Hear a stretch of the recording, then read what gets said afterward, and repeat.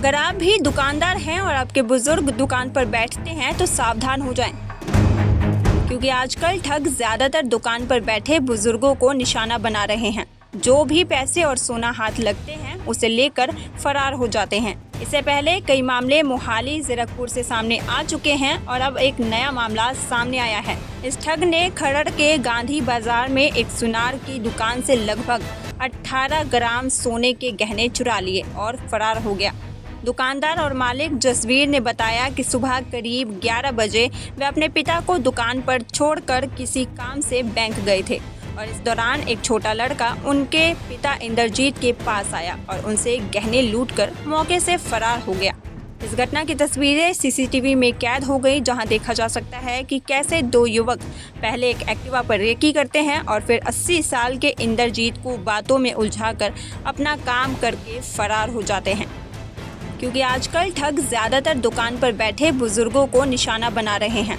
जो भी पैसे और सोना हाथ लगते हैं उसे लेकर फरार हो जाते हैं। इससे पहले कई मामले मोहाली जीरकपुर से सामने आ चुके हैं और अब एक नया मामला सामने आया है। इस ठग ने खरड़ के गांधी बाजार में एक सुनार की दुकान से लगभग 18 ग्राम सोने के गहने चुरा लिए और फरार हो गया।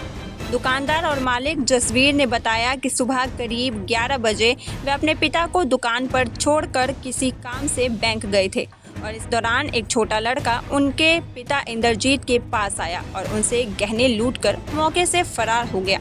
इस घटना की तस्वीरें सीसीटीवी में कैद हो गई, जहां देखा जा सकता है कि कैसे दो युवक पहले एक एक्टिवा पर रेकी करते हैं और फिर 80 साल के इंद्रजीत को बातों में उलझाकर अपना काम करके फरार हो जाते हैं। क्योंकि आजकल ठग ज्यादातर दुकान पर बैठे बुजुर्गों को निशाना बना रहे हैं। जो भी पैसे और सोना हाथ लगते हैं उसे लेकर फरार हो जाते हैं। इससे पहले कई मामले मोहाली जीरकपुर से सामने आ चुके हैं और अब एक नया मामला सामने आया है। इस ठग ने खरड़ के गांधी बाजार में एक सुनार की दुकान से लगभग 18 ग्राम सोने के गहने चुरा लिए और फरार हो गया। दुकानदार और मालिक जसवीर ने बताया कि सुबह करीब 11 बजे वे अपने पिता को दुकान पर छोड़कर किसी काम से बैंक गए थे और इस दौरान एक छोटा लड़का उनके पिता इंद्रजीत के पास आया और उनसे गहने लूटकर मौके से फरार हो गया। इस घटना की तस्वीरें सीसीटीवी में कैद हो गई, जहां देखा जा सकता है कि कैसे दो युवक पहले एक एक्टिवा पर रेकी करते हैं और फिर 80 साल के इंद्रजीत को बातों में उलझाकर अपना काम करके